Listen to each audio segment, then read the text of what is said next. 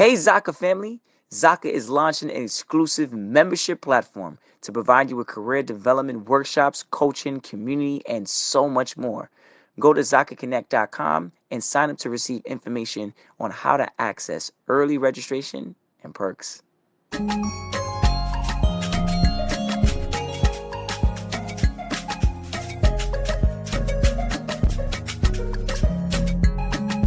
Hello, everybody. This is Paul Herman, the Prince of Motivation and host of Zaka Presents My Journey. We're creating this vulnerable and positive platform where you can get inspired and motivated from different leaders from our community.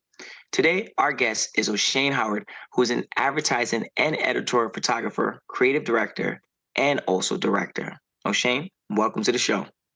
What's good? Thank you for being here with us. I definitely want to, learn about the modeling and about what you're doing now currently.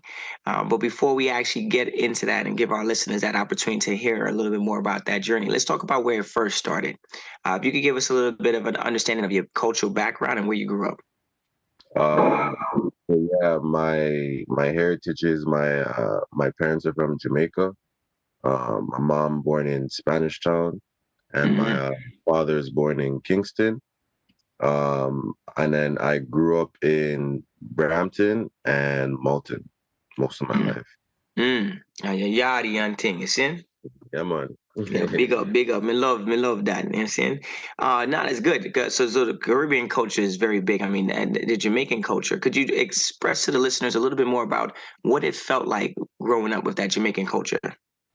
To be honest with you, like, growing up as a only child as well, just living in a Caribbean home, there's so much character, there's so much culture, and I feel like I didn't really tap into that into my own personal life until I got older.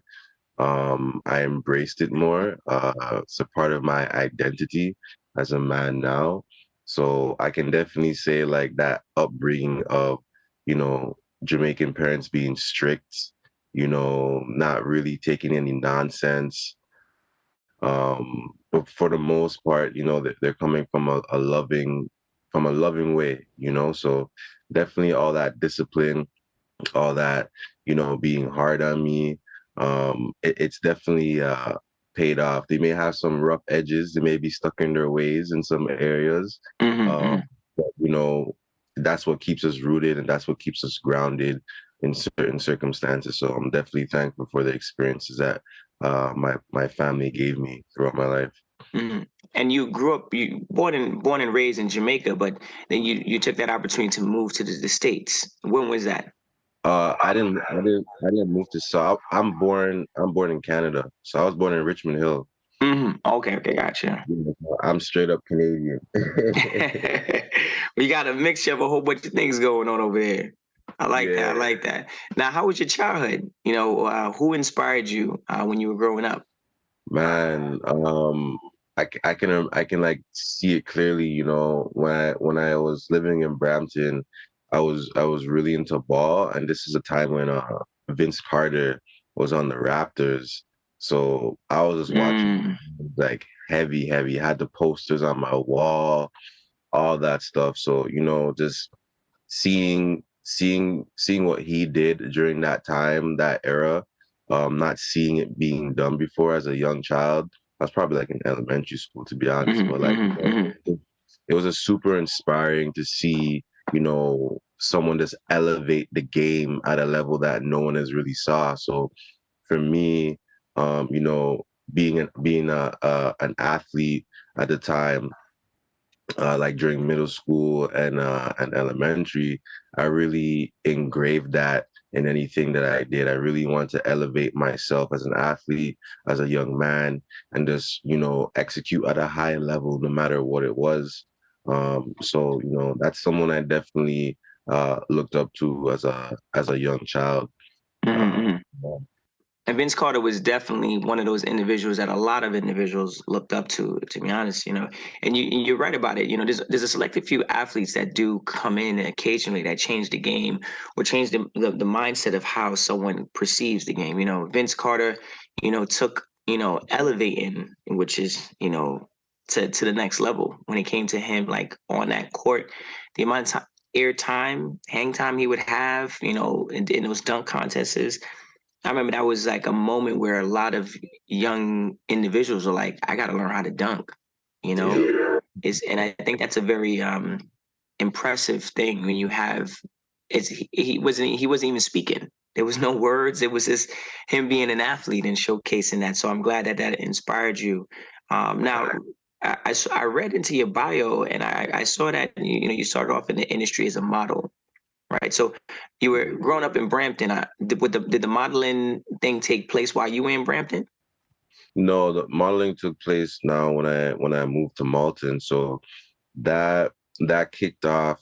I believe I was like in grade 11 or grade 12, one of the two. I was in high school, um, and that just randomly occurred. This photographer at the time reached out to me on Facebook, and they're just like, "Hey, you have a look. Have you ever been interested in modeling?" I'm like, "Nah." And then, they basically said, "You want to do a photo shoot?" Did a photo shoot, and one shoot led to a next shoot, which then led to a next shoot. And then, yeah, from there, I kind of took it more seriously, and started like freelancing, doing a couple gigs with a couple brands. So here I am, the 17 or 18-year-old man from the burbs, traveling to the city, and at that time, like, again, having Caribbean parents, my parents had me on lock because it's like, you're going straight to school and straight home. What do you True. mean you're going straight from school straight to the city for what, so it was definitely a way for me to break some barriers, get exposed more. I always say that, like, growing up in the suburbs, uh we tend to be more sheltered growing up as opposed to like the kids in Toronto, where I feel like they're a lot more mature at a younger age because they got to navigate the city. They got to go on the subways. They got to go on the buses. Like, they got to figure it out on their own, and they roll in packs, right? So I feel like that really, helped me mature. That really helped me explore. That really helped me like be curious, to go on my own, to navigate these new opportunities, whether I got them or not. So yeah, man. So just from there, I ended up uh, getting represented by Marley agency, well-known Marley agency at the time. And then, I got a few jobs here and there. I was there for like, I believe, like 2 years, and then, just parted, and then I just did my own thing, freelancing. So I was probably doing that for like 4, 5, 6 years, I believe. And then, yeah, that's basically it. Now, when that individual came to you, how did you feel about that experience? Like, when someone always sees something in somebody and like, and you probably don't see it in yourself, and they're like, "Hey, look, I think you could be a basketball player." And you're like, "Oh, well, I never really taken basketball serious," or, but in your situation, it was obviously modeling. How did you feel when that individual came to you? And then how did you break that news to like that Caribbean family? I thought it was I don't know. I guess I took it as like a something new to try out. You know, when I left when I left Brampton and I started to attend high school in Malton, I was still heavy in sports, like heavy. And when I went to the school that I went to, I kind of like lost all of that because my high school at the time wasn't really strong in sports. Heck, much less we'd even have a track field, So like it wasn't really the best school for me to really maintain my athleticism.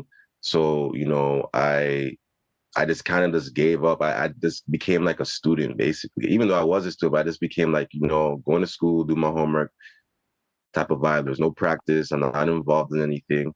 So I guess for me, when that photographer approached me, it gave me something to do. I was curious about this industry now. And I'm the type of person, like, when I really like something, I really like something.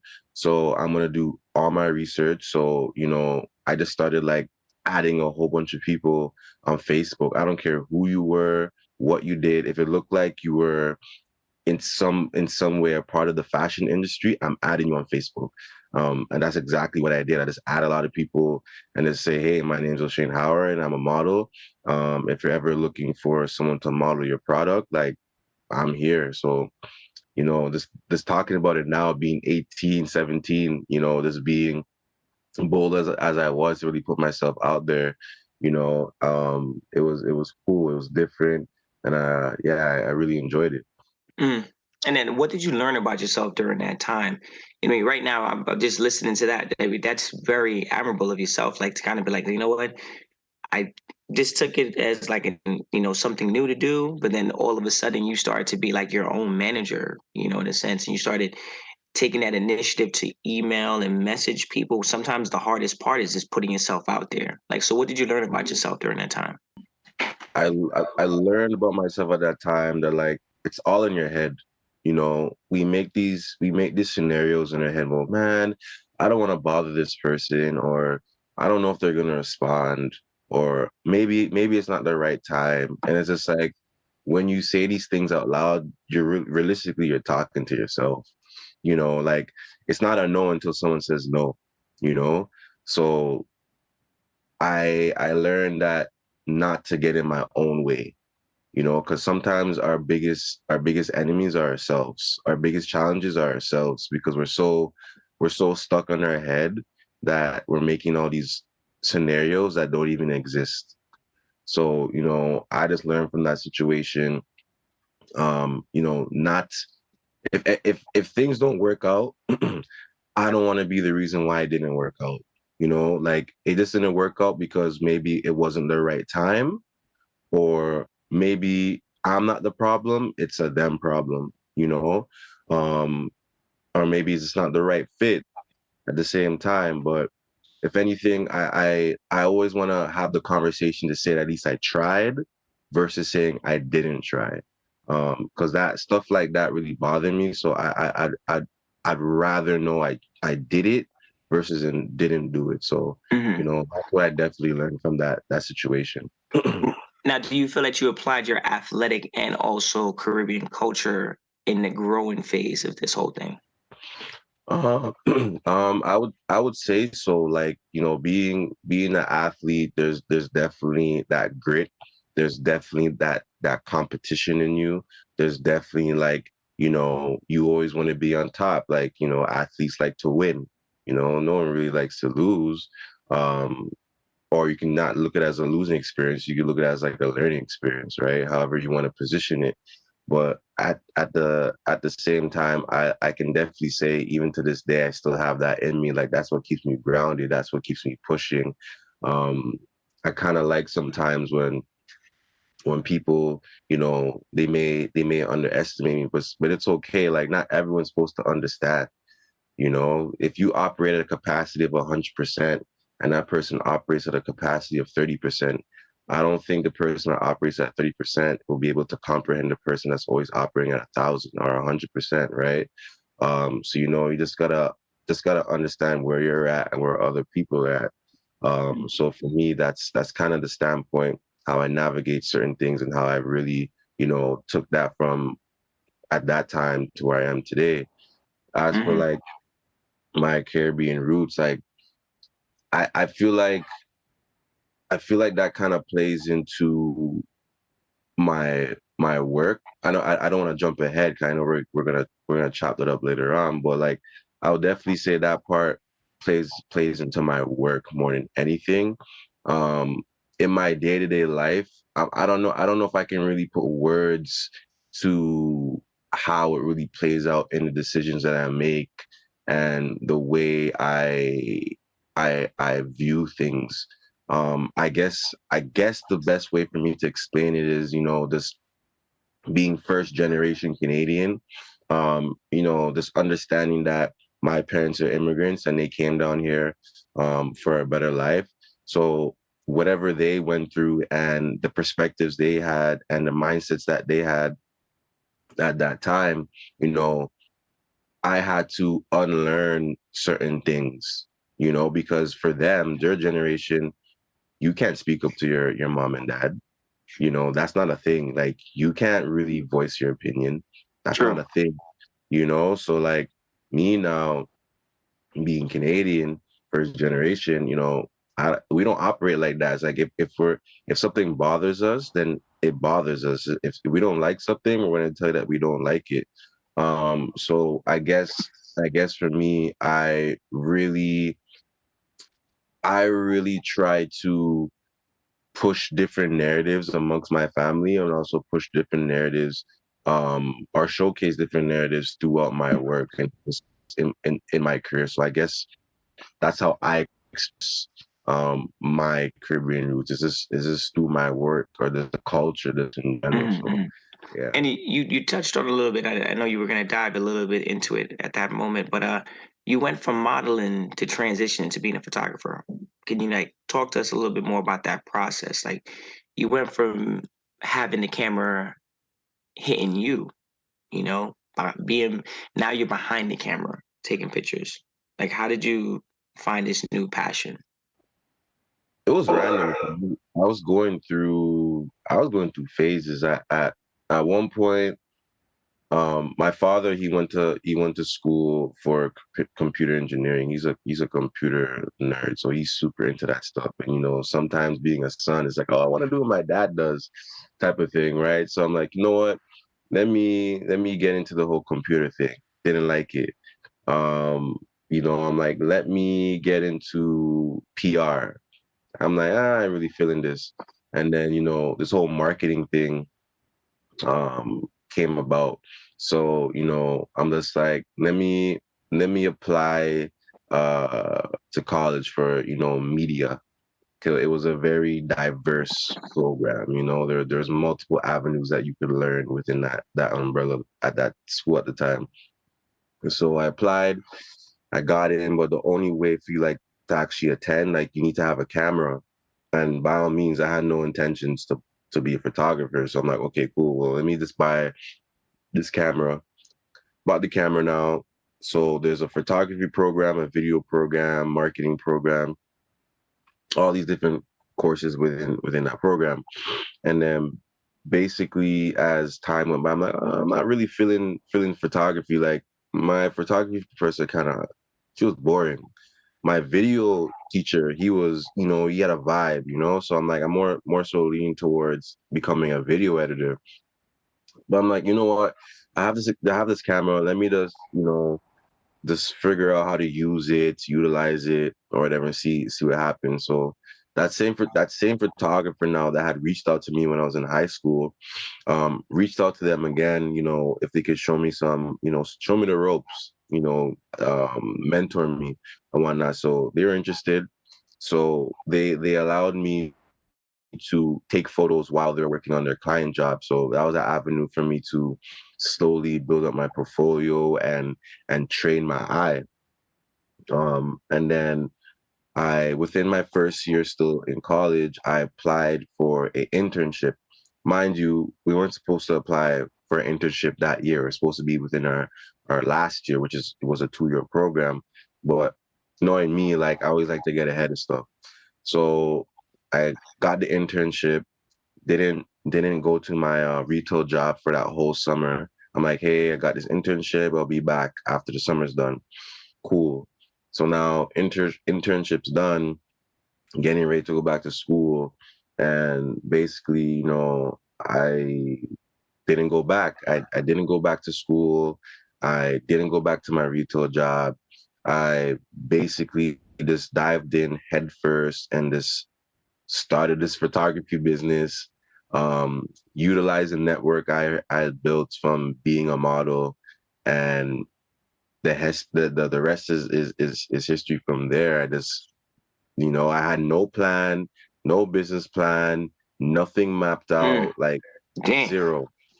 I still remember like my first week of not having a job. I felt weird. I'm like, because in life, from the moment you're born, there's a structure already made for you.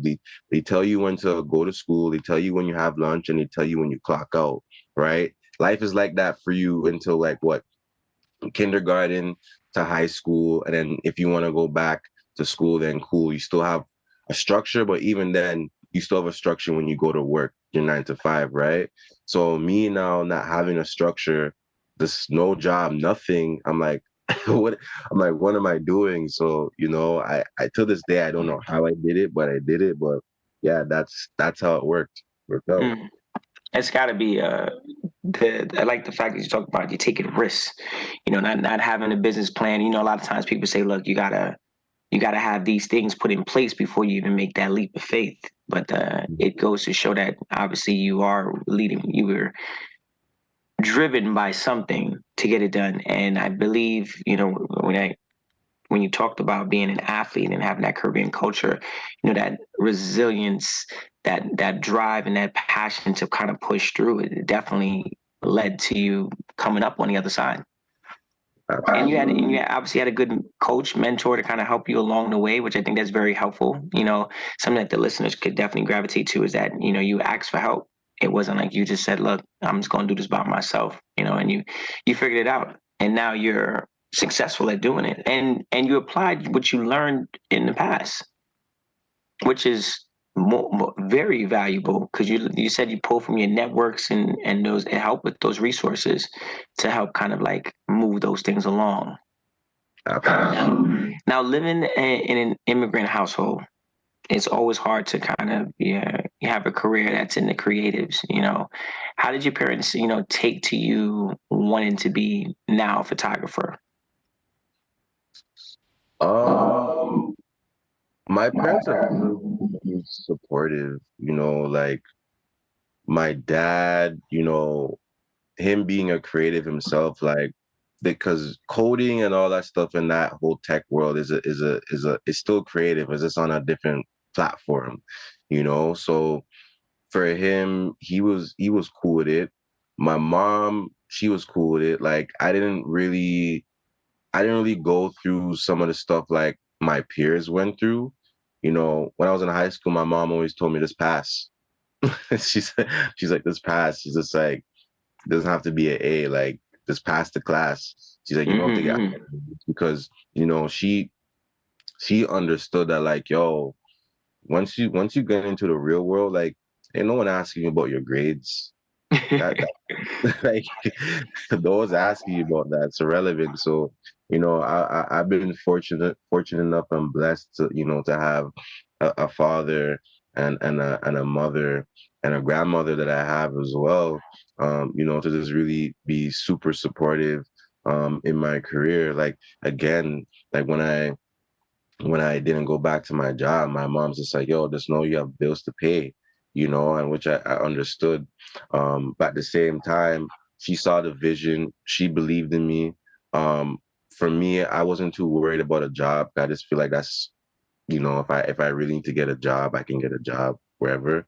But there was times where months were dry, so she was someone that definitely, supported me during that time, right? So just having a support system to lean on when you're first starting your business, just having a tribe, whether it's your friends or whether it's your family, like that doesn't make you any less of an entrepreneur or a business person. Everybody understands that like when you start something new, like it's not gonna be smooth, like I always tell people just because it's planned doesn't mean it's going to go according to plan. You can't plan like situations. Situations just occur randomly, right? But how you going to navigate that, that and that's where the growing pains come. Like imagine living a life where you had no problems. You're not growing.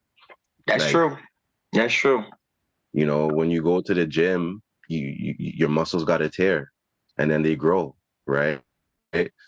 So that's just how life is, So, I'm very, very happy that I have the family that I have. Um, so, now being where I am in my career, definitely those fruits are bearing. So, I'm just happy to be here and just have the family that I have. Mhm.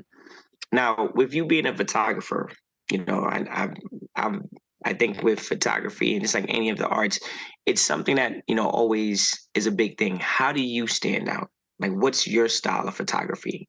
If you had to kind of put it into something. You know, I like to tell and showcase heart-centered stories. Um, I like to, it's easy to get a shot. It's different when you catch a moment, Mm, and I mm, like to catch moments. You ever like when your parents show you like your baby photos from back in the day or whatever, like it's so candid, but at the yeah. same time, like those are moments, like those weren't staged. Like you can feel it when you look at it, right? That's what I go for in my work. That's something I'm very passionate about, because those are the things that resonate with people. Those are the things that I believe that why we still look back at the artists that we look at. Um, all the stuff like a Prince or like a Michael Jackson or like a Janet Jackson or whoever it is, right? At the end of the day, for some reason, we always go back to the music in the '90s because there's just something special about it. There's a lot of moments, that can't be created again. Maybe created in a different way for this time, but like those moments just hit different, right? So for me, I always try to execute things at a high level. I never like to approach things and try to dilute it. So for me, whenever I do anything, I look for longevity. I look for something that's really gonna speak to the community, that's really gonna speak to people, something that the community they can learn from it. They can take something from it, or something can just spark an idea from them just looking at my work. So the heart-centered stories is definitely at the core of the body of work that I do. So yeah. mm. Now, when you talked about those moments, right?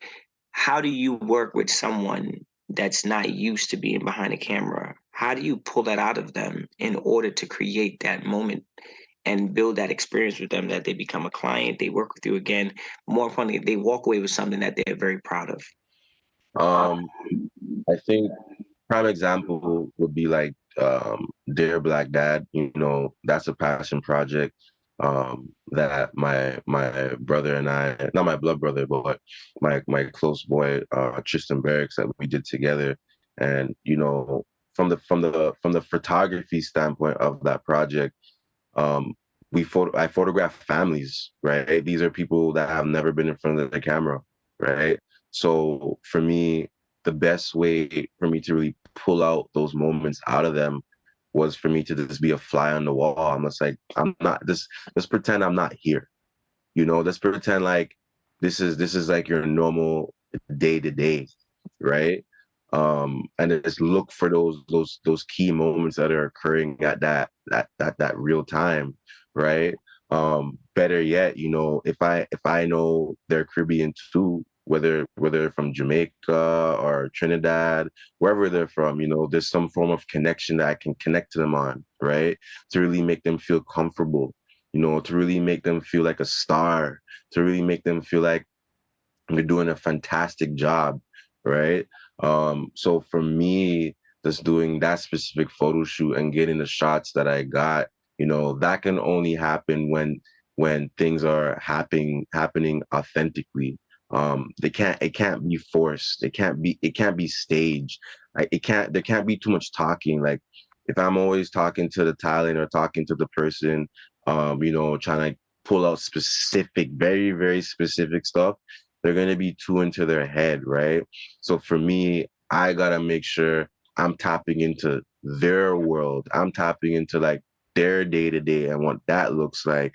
And just, snapping away when they're not even noticing that I'm snapping away, right? Just to catch those authentic moments. So that's how I approach things with people that have never been in front of the camera before. Even play some music that they vibe to that will get them in the groove, get them in the mood, So that's how I approach things when I'm working with a client or just working on a passion project with people that have never been in front of the camera before.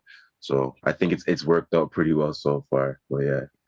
That's good. That's always a blessing when you're able to make someone feel that comfortable. I think that's a big thing as an entrepreneur when you own your own business. Your customer service is very important, and that sometimes relies on how well you make the customer feel. Do they feel welcome? Do they feel, it's a safe space? And that's something that you're trying to create, and especially in a photo shoot, it's just the four walls and a cameraman, if that's the case, or a camera woman. Obviously there's other things that factor in, but you want to make sure it's a safe space. Now, as a photographer, I know that we talked about some other titles that you hold, such as like creative director. Could you tell the listeners a little bit more about what does that entail? Basically, from the creative director standpoint, it's more so like the ideation, conceptualization, the execution, the marketing. Is basically like packaging the whole entire idea and making it look good, making it sound good. It's like a full meal. You're not just buying the fries, you're buying the drink, the fries, and the nuggets, right? So that's basically the best way for me to explain like creative direction. So I wear that hat sometimes with my clients, or I'll wear that hat when it comes to my own passion projects. Whereas now for directing, that's more so for like commercial jobs. Whether we are trying to sell a product or service, it's my duty now to execute that treatment, execute that storyboard. There's gonna be scripts involved. There's gonna be a full blown film team involved. There's a lot more hands involved on the production side as opposed to the photography side, depending on what the project is. But those are the two differences between me being a director or a creative director. So I wear those Mhm. hats depending on what the ask is. Okay. Okay. I see it. Yeah, you're right.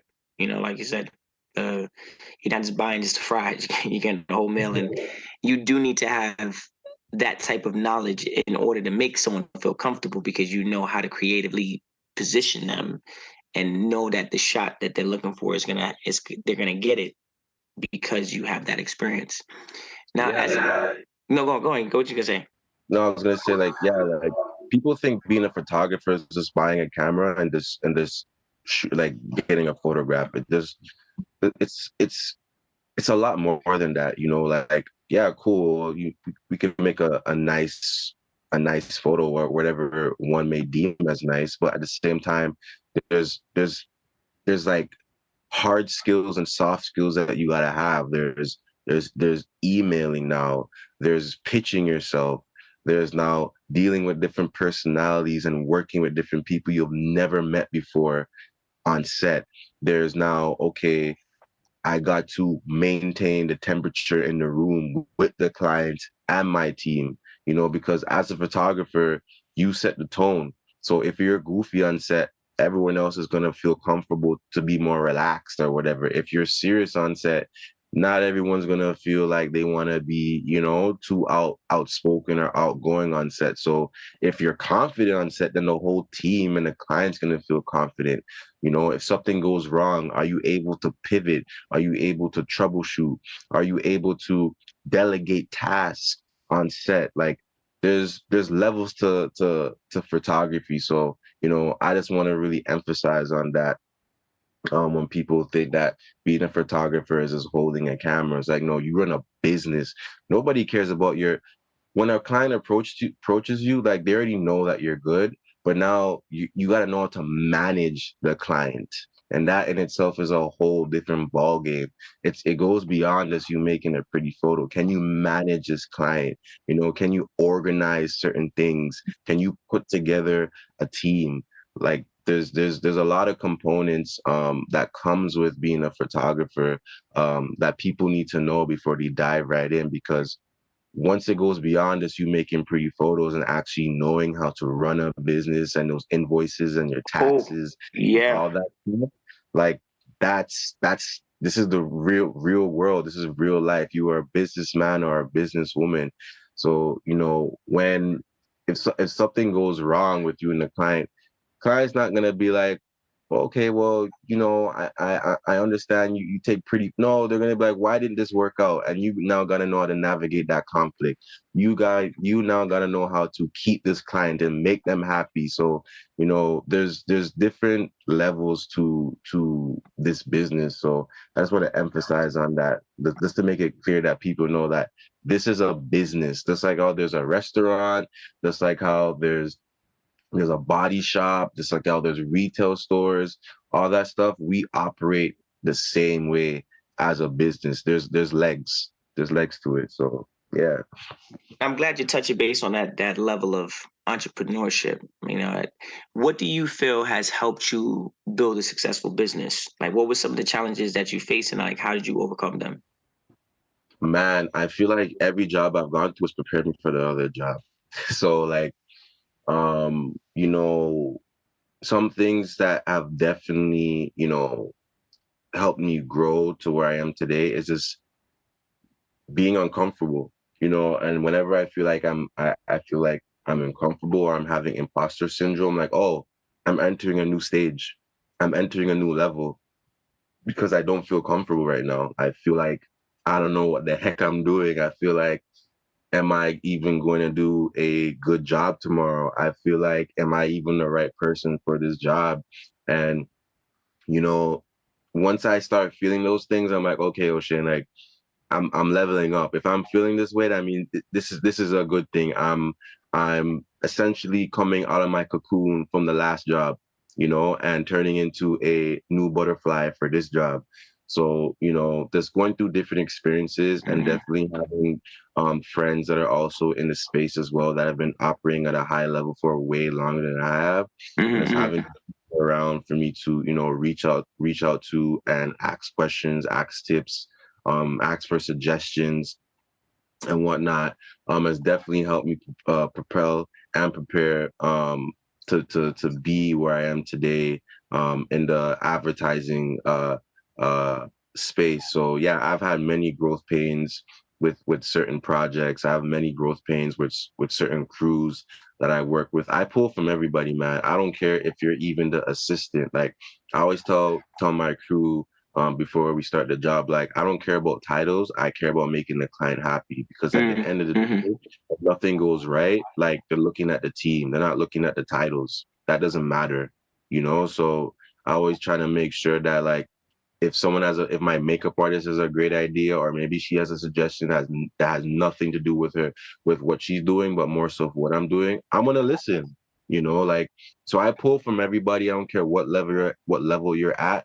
I'll pull from everybody and I'll digest it and navigate how I'm going to approach that, on the job, or how I'm going to start to approach things differently, moving forward in my business. So I like to just approach things with an open mind, and then Mm-hmm. obviously discern certain things. Like, you can take the meat from the bone, but not everything you're going to take from it, right? So True. you gotta discern what you want to take from people. So yeah.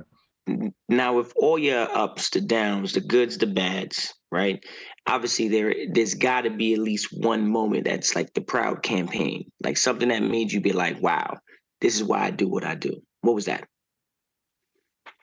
Mm, I, that's hard. Look at that. I know because you got a whole bunch of them. I mean, looking at that resume, that bio, you doing a lot. So like, is there something that that like you mentioned before? You said it's about creating that moment, right? Hmm. Was there something, a campaign, or even, and it doesn't even have to be a large company. It could be just just a client, but it made you walk away and say, "This is why I do what I do." Um, I would. It's not even a client project, to be honest. I'll definitely say, um, my passion project, praise and worship. Again, another project that I collaborated with my brother Tristan Barracks. Um, you know, I've had this idea for a very long time.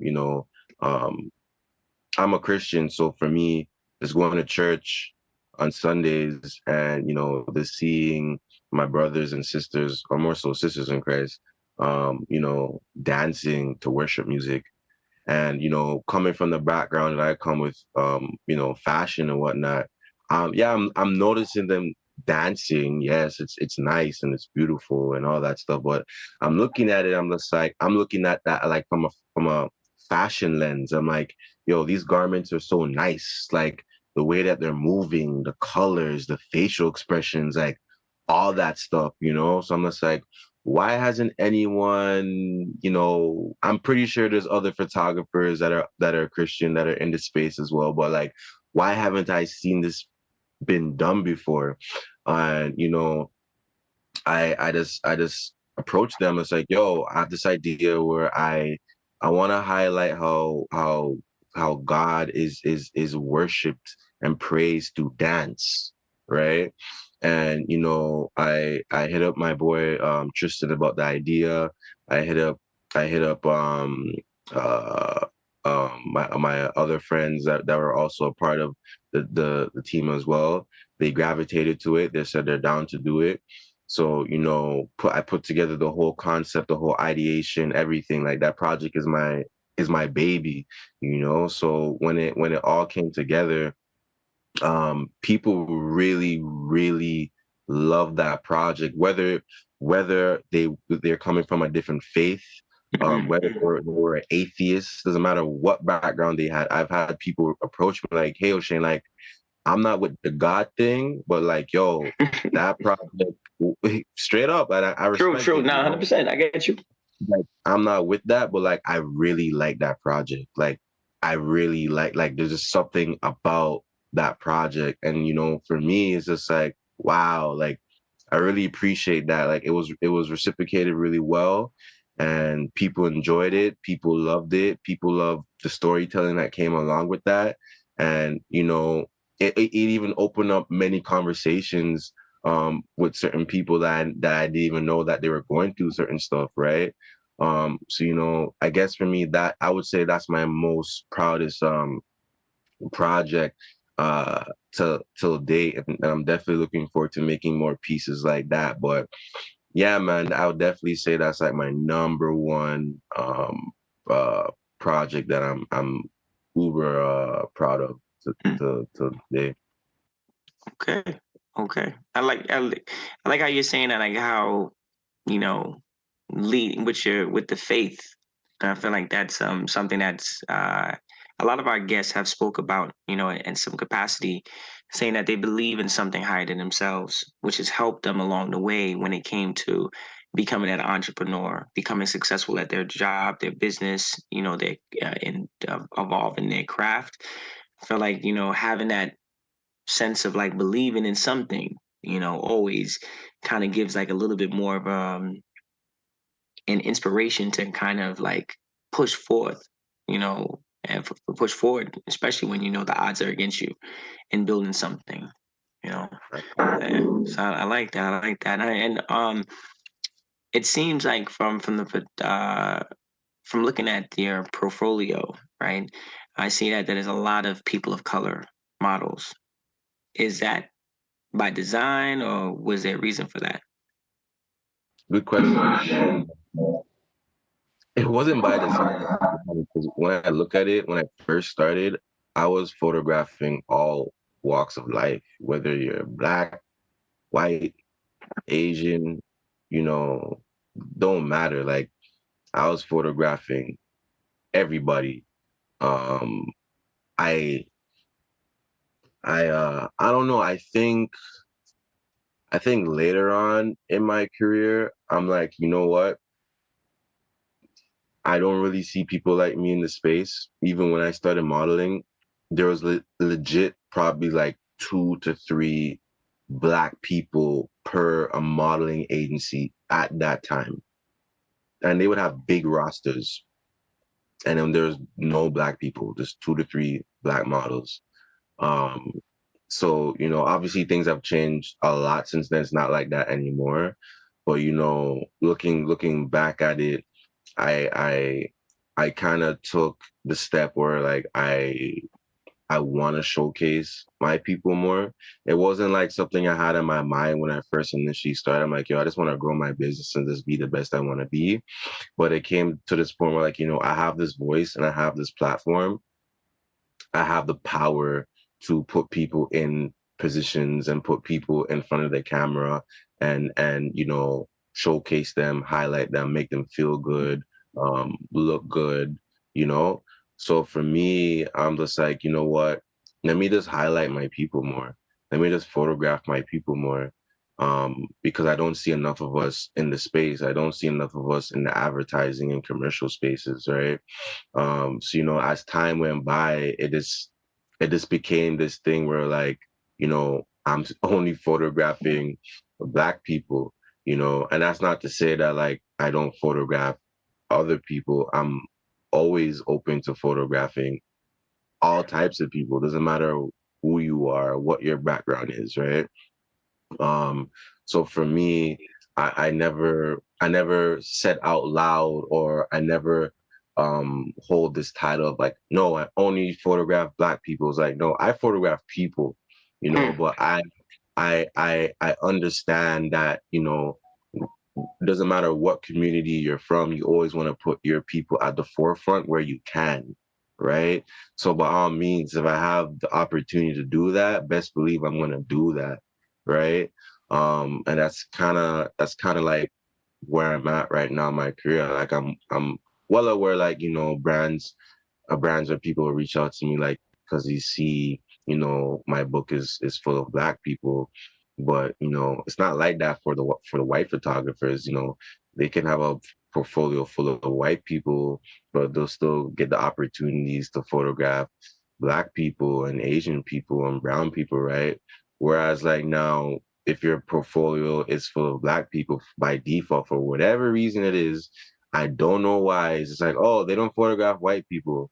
Oh, they don't photograph Asian people. Oh, they don't photograph brown people. It's like, nah, like, we photograph all people, right? That it's just that we just use our voice and our platform to showcase our people where we can, right? So it's not a skin tone thing. It's we want to give our people opportunity thing. We want to have our people shine thing. We want our people to feel seen, right? Um, so for me, I always try to deconstruct when people are trying to pin us in this whole like they only photograph Black people. It's like, nah, like we photograph all people. But yeah, it's something that I do take seriously when I have the opportunity to do that.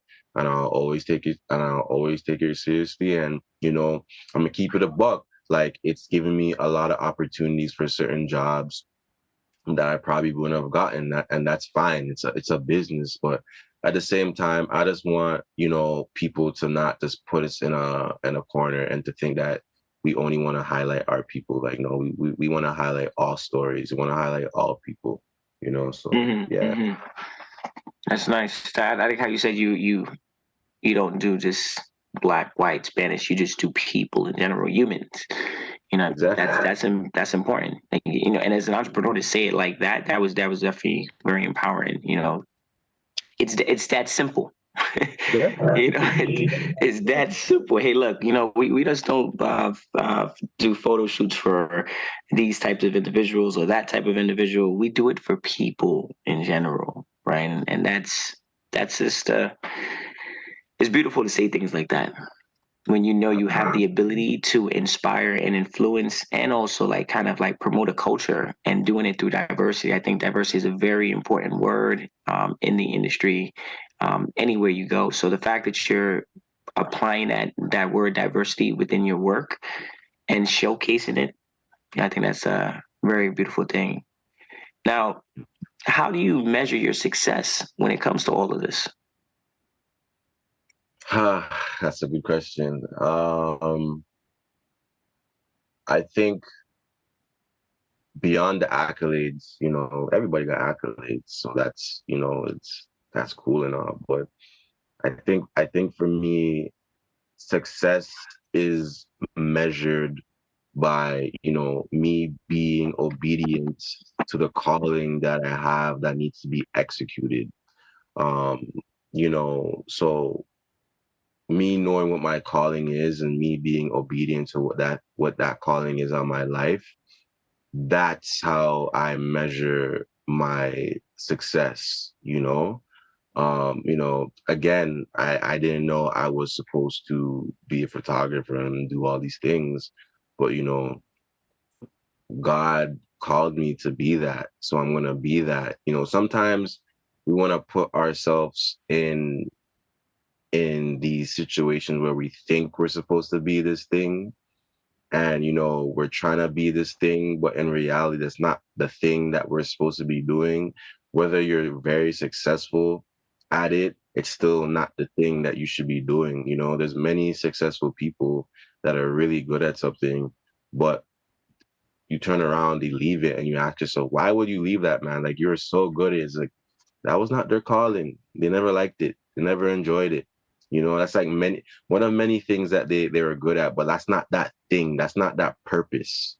You know, when you know what your purpose is, you're gonna make sure that anything that you get yourself involved in, that it aligns with that purpose, because you don't want things to delay in your True. life, right?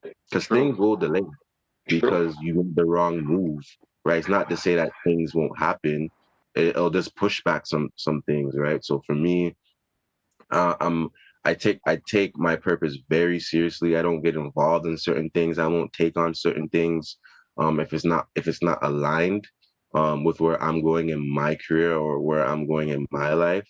And besides from that, I measure my success by like me being able to help my family. You know, I'm a family guy. You know, I take that very seriously. Family time, spending time with my cousins, my younger cousins, like, you know, being able to give them advice where I feel like I can give advice. And just being able to provide for my family financially as well. You know, just being able to help them where I can, and you know, it's a good feeling to be able to do that. You know, so besides all the stuff that I accomplish and all that stuff, I always like to stay rooted um, with my family. Man, they keep me level headed.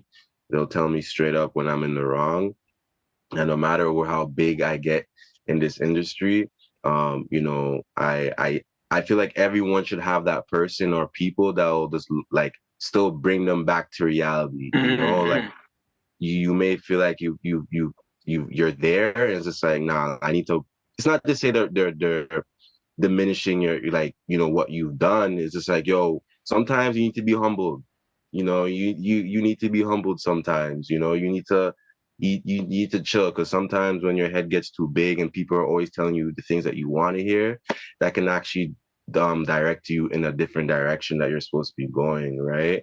Sometimes you need to hear the things that you don't want to hear, and those are the things that you need to hear, you know, to True. keep you grounded, right? That is true. So That is yeah, true. And you yeah. know that Caribbean culture will cut it down real quick. Oh, facts.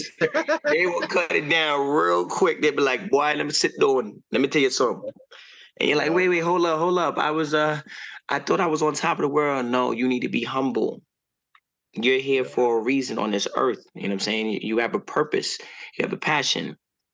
It was given to you. It was already handcrafted directly for you. So use it for the greater good.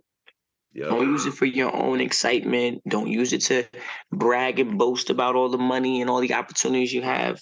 Create more opportunities, help other people, give back to a community, help inspire people, and more importantly, just be a good human.